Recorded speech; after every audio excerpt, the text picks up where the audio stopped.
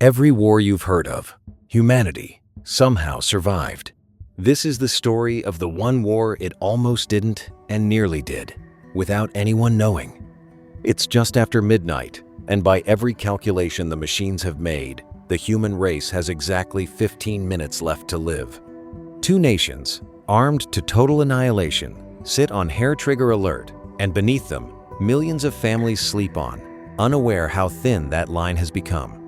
High above them, hundreds of satellites circle the Earth in silence. One of them has only a single job: to see the attack before it lands.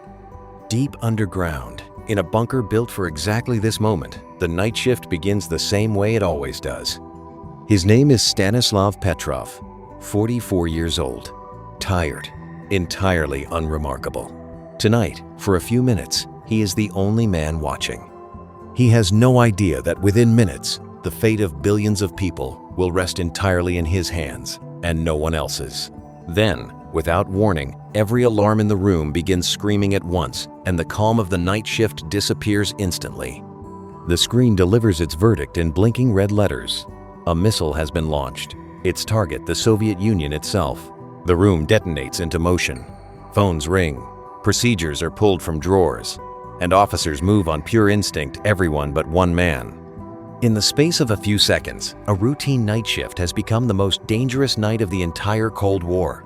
September 26th, 1983, a date the world would not learn to fear until decades after it had already passed. Two superpowers, locked in a standoff neither could afford to lose, and neither fully believed they would survive. For decades, the world had lived one misstep away from annihilation parades, speeches, weapons tests, threats disguised as diplomacy. By 1983, the two nations together held enough nuclear warheads to end life on Earth several times over, with room to spare. This was never paranoia. This was arithmetic. Every commander on both sides quietly expected the first strike to arrive, eventually. This was the world Stanislav Petrov reported to that night, a bunker built for one purpose: to detect the end before it arrived.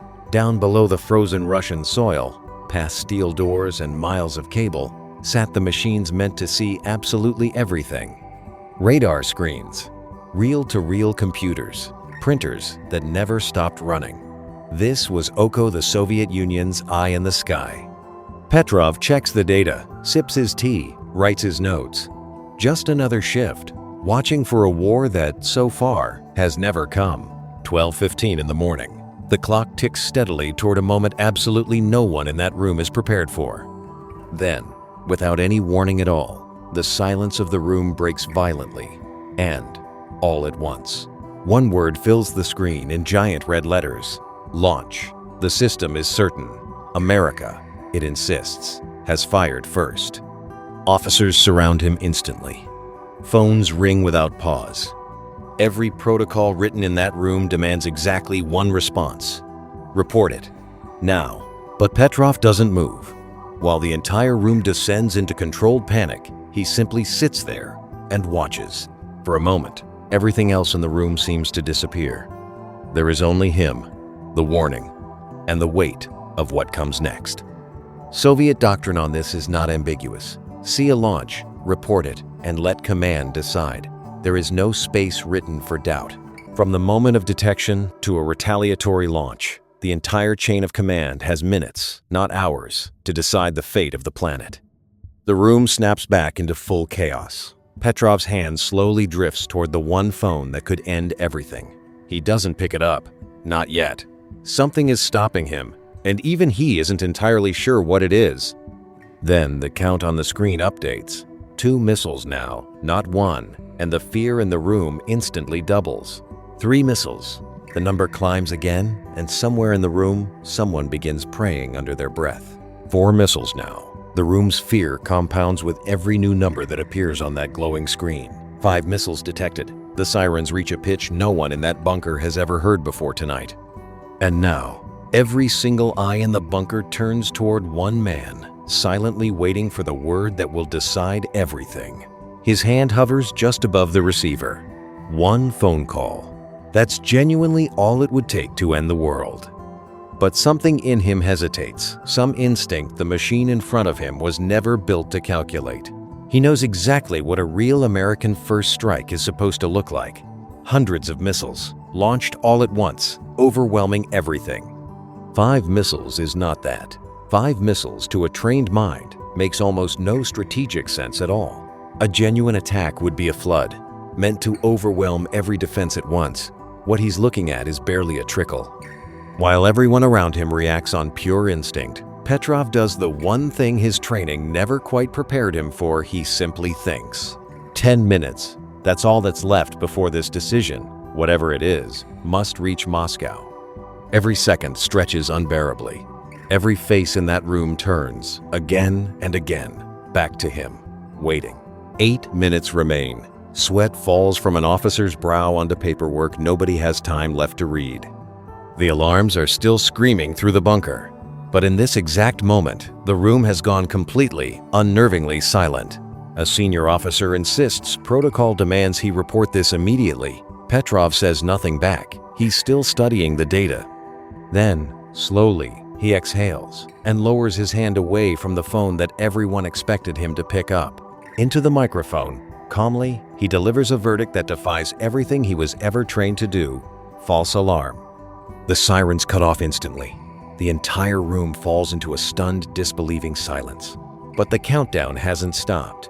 If he's wrong, there will be no time left for a second warning. Somewhere above them, in the dark of space, the missiles that may or may not even exist keep closing in. Across the world, families sleep on. Children dream. None of them have any idea how close this particular night has come. Moscow, New York, London, Tokyo, every city on Earth, entirely unaware, waiting on the judgment of one exhausted man. Back inside the bunker, the countdown clock reaches its final agonizing seconds. 0. Nothing happens. No explosions, no impact, just an overwhelming, almost unbearable silence. Radar operators scramble to confirm it through every independent system available. Every single one agrees, there is nothing out there. One by one, the reports come in. There was no attack tonight. There never was one. At all. The red warning lights fade out. The screens return to their normal green. The crisis, somehow, is already over. One officer sinks into his chair, exhausted. Petrov says nothing at all. He simply sits with what almost happened. History is absolutely full of incredible true stories that most of us were simply never taught in school. If stories like this one keep you up at night, do yourself a favor and subscribe to Whisper Tells. New episodes drop every single week, uncovering the moments in history that almost changed everything. So what actually happened up there? It starts with a single satellite, quietly scanning the Earth far below.